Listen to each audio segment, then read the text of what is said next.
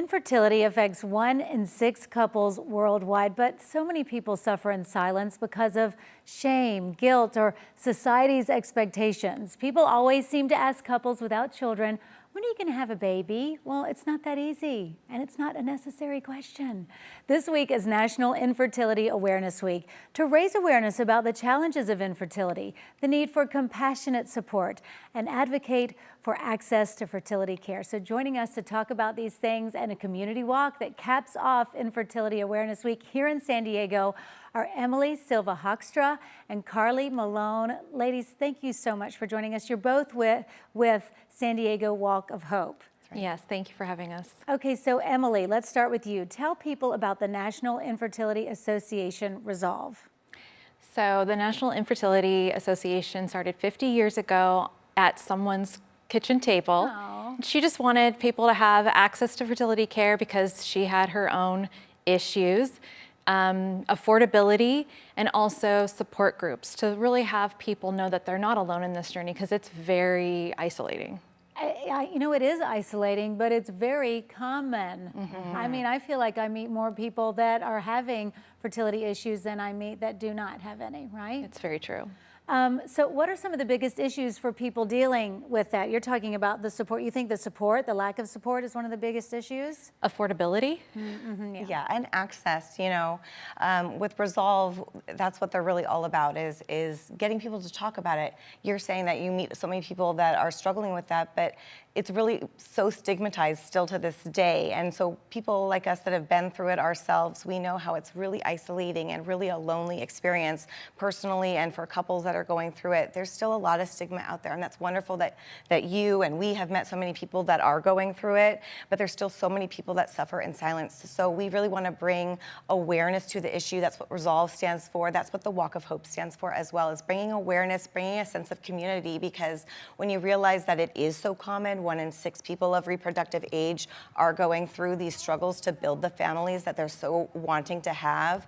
You're not alone. It is common. It is, in fact, a disease that is recognized by the World Health Organization. Then you realize, okay, there is hope. This is something that we can work to treat. We can resolve this together, and it gives you a sense of solidarity and optimism. So how can we as a community support our friends or even strangers that we meet that if we hear about these issues, how can we support them and really advocate for them? Come to the walk.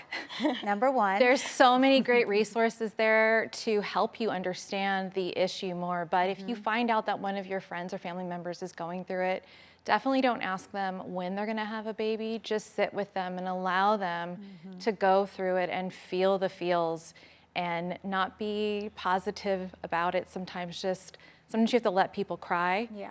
And not ask those invasive questions like at the holidays. Yes. When's it your turn? Yes. Right. Yes. Yeah, and there are so many great resources out there, even in San Diego. When Emily and I met in 2022, we went to the little tiny San Diego Walk of Hope that existed, that was just put on by Hannah Busa, one of our local infertility clinics. There's only 30 people there. It was tiny, and it was amazing even at that, because we found each other there and we met so many wonderful people just in that small group. But we realized we need it to grow. There are so many resources here with mental health and Eastern medicine and support groups and all the amazing infertility clinics that are here in the community. So even between then and now, we have grown the walk to be just massive. This year, there's over 20 sponsors, and we're still getting more and more interest even today, more people wanting to come. We have about 500 at least walkers registered coming to the walk this year. It's just growing rapidly because so many people want to find out the same question that you're asking. How can I be an ally to this infertility community?